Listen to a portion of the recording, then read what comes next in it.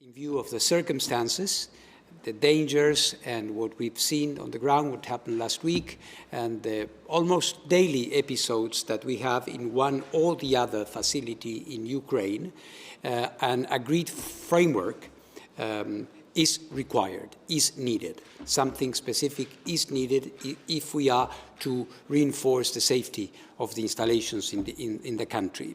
So, but of course, that enunciation was received with interest, I would say, but also with many questions because of the peculiar circumstances of an armed conflict, an ongoing armed conflict, military forces of the Russian Federation occupying and controlling parts of the territory of Ukraine, and in particular nuclear facilities. So all of that made for a situation that, whilst one can agree on the importance of nuclear safety and security, then you have to distill it and decline it into concrete things.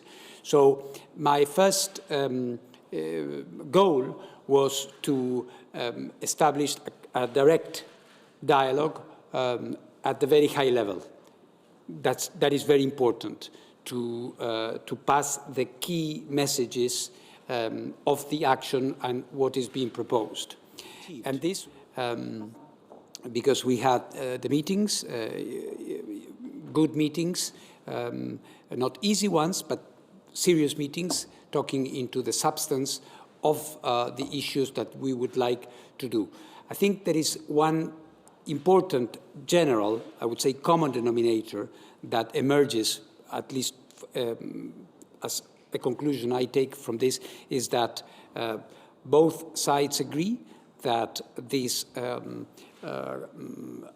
idea of ours, this initiative of ours is worth pursuing, that something needs to be done, and that they are both ready to work and to engage with the IAEA to materialize this into some agreed format. So this is a very important building block upon which I will try in the next few days to have something more concrete. So this is my first, point and my first, I think, achievement for now. For me, what is important is to have an instrument, a vehicle to strengthen the safety and the security of these plants. The rest is a bit accessory, if you wish. If through a trilateral understanding agreed and undersigned by the three, this can be achieved, it's a good thing. If we have to have it on a bilateral basis, with clear understandings and commitments for each side, I think it's still worth trying. It's very important to do it. So I will not get lost into, seeking a fixed format, which would be the only alternative and the way forward. So we are still discussing this, I'm aiming at having something relatively soon. First of all, there is an issue of communications.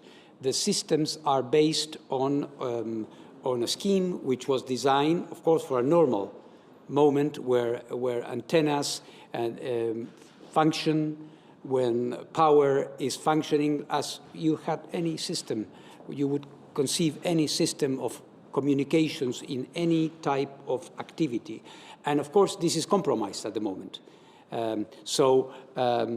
What we have is actually a degrading situation, which is a concerning situation for us, because gradually we are losing. It doesn't mean that we are losing everything, but we are losing a significant amount of information. In the plane, I was thinking about this. And I thought when I was discussing with the safeguards team that I could show you this. This I'm not revealing any confidential information. I'm just showing you how we work. In each of these lines, you have the display of the flow of information we get from different remote monitoring or cameras and systems for different facilities in Ukraine. As you can, of course, deduct, green is green and red is no information. And you can see that this is, in safeguards terms, it's not a good situation because we are losing information. Safeguards is predicated on the basis of a constant monitoring capacity that we can have. The reasons may be diverse. When you have a power cut,